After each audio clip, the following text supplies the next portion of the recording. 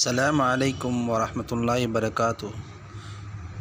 دوستو، علم کا حاصل کرنا ہر مسلمان مرد عورت پر فرض ہے، لہذا میں نے منتخب حدیث سے کچھ حدیثیں آپ کے سامنے رکھتا ہوں اور اس کو سنیں اور دوسروں کو بھی سنائیں۔ اللہ تعالی ہم سب کو کہنے سننے سے زیادہ عمل کی توفیق عطا فرما دے۔ اگر یہ ویڈیو اچھی لگی تو کمنٹ کرے، لائک کرے، شیئر کرے اور سبسکرائب کرنا نہ بھولے پلیز۔ حضرت عبداللہ بن عمر و بن عاص رضی اللہ عنہما روایت کرتے ہیں کہ رسول اللہ صلی اللہ علیہ وسلم نے ارشاد فرمایا، جو شخص اپنی مسلمان بھائی کو پیٹ بھر کر کھانا کھلاتا ہے اور پانی پلاتا ہے، اللہ تعالی اسے جہنم سے 7 خندق دور فرما دیتے ہیں۔ 2 خندقوں کا درمیانی فاصلہ 500 سال کی مسافت ہے۔ حدیث اور ایک حدیث میں آتا ہے، حضرت جابر بن عبداللہ رضی اللہ عنہما سے روایت ہے کہ رسول اللہ صلی اللہ علیہ وسلم نے ارشاد فرمایا، بھوکے مسلمانوں کو کھانا کھلانا مغفرت کو واجب کرنے والے اعمال میں سے ہے۔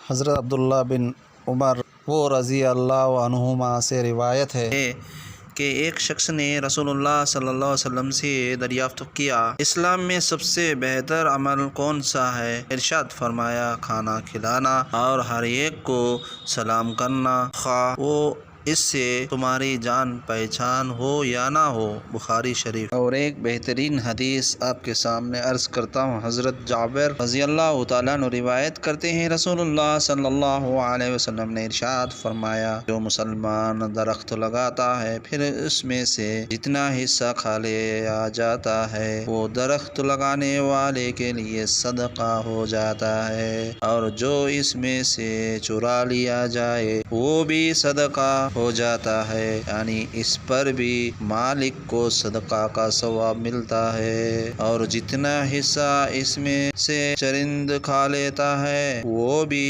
اس کے لیے صدقہ ہو جاتا ہے، اور جتنا حصہ اس میں سے پرندے کھا لیتے ہیں وہ بھی اس کے لیے صدقہ ہو جاتا ہے۔ غرض یہ کہ جو کوئی اس درخت میں سے کچھ بھی پھل وغیرہ لے کر کما کر دیتا ہے تو وہ اس درخت لگانے والے کے لیے صدقہ ہو جاتا ہے۔ مسلم شریف۔